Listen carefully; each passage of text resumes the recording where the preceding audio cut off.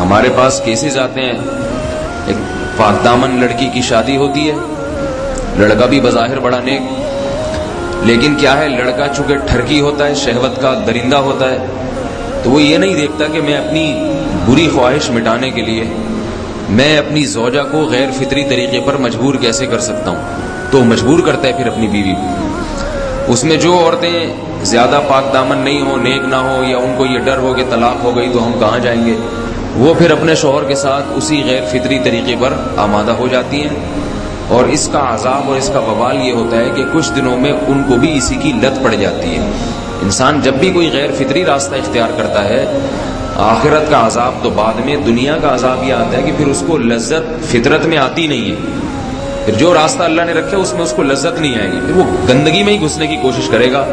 اس کی بھی فطرت خراب ہو جاتی ہے، اور جس کے ساتھ یہ بدفعلی کی جائے اس کی بھی فطرت خراب ہو جاتی ہے،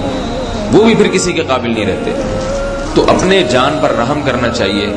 ہم انسان ہیں، ہم درندے نہیں ہیں، ہم گھوڑے نہیں ہیں، ہم گدھے نہیں ہیں، ہم جانور نہیں ہیں، ہم انگریز نہیں ہیں۔ انگریز نے تو حیا اور شرم کی تمام حدود کو توڑ دیا ہے، وہ تو درندے بن چکے ہیں۔ ہم تو درندے نہیں ہیں، ہم تو حلال کھاتے ہیں، پاک صاف رہنے کی کوشش کرتے ہیں، تو ہم ان کی جو کلچر دیکھ دیکھ کے ہم ویسے درندے بننے کی کوشش کیوں کریں؟ تو یہ بہت بڑا وبال ہے، بہت بڑی برائی ہے جو ہمارے معاشرے میں آہستہ آہستہ جڑ پکڑتی جا رہی ہے۔